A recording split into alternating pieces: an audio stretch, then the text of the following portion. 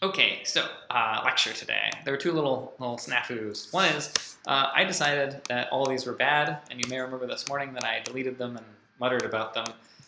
You might have wondered what I was doing, and the answer was failing at the alphabet. So I guess I decided these should be less than G, but of course G, H, I, J, K, L. All right, so anyway, so that one was fine.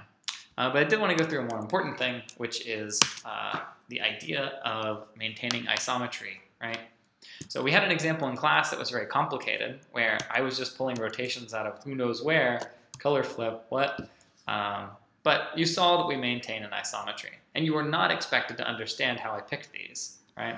I mean, given a situation, you can maybe come up with a set of operations that'll get you there, but we don't care too much about that in our course. So this next example was intended to be an approachable example instead of a broken one.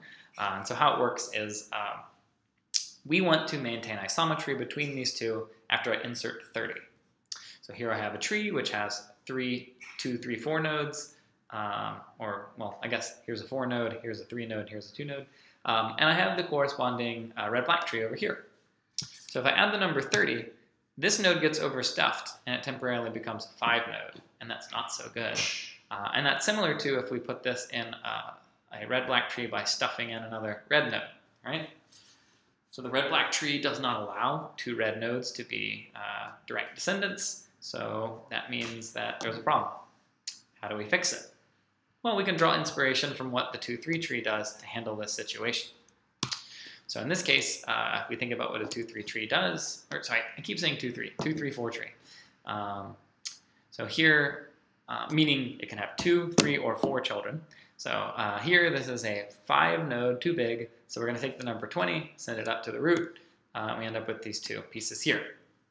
So drawing inspiration from this left-hand side, which is the whole point of this, I want you to think about what do I do on that side.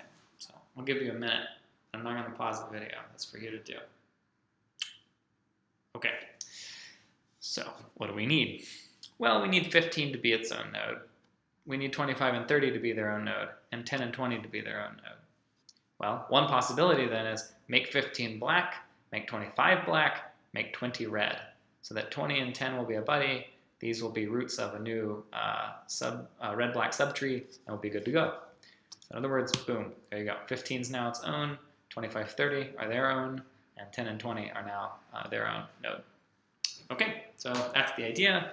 And you can, if you want, rewrite this a little bit to make it look a little nicer. It doesn't change anything, so I can do that instead. It just makes it more visible that I have perfect black balance. So the big picture is, given a 2-3-4 tree, you can find a set of operations. Given a 2-3-4 tree and a red-black tree, changes that you make over here, there's always going to be a way to carry out some set of a logarithmic number of rotations and color flips such that you maintain the isometry.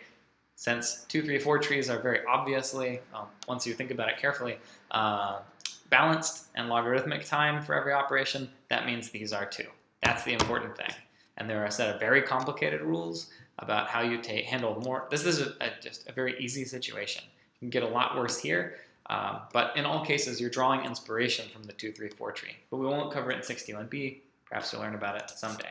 Okay? The most important thing, there exists an isometry. And if you trust me on that, we're good to go.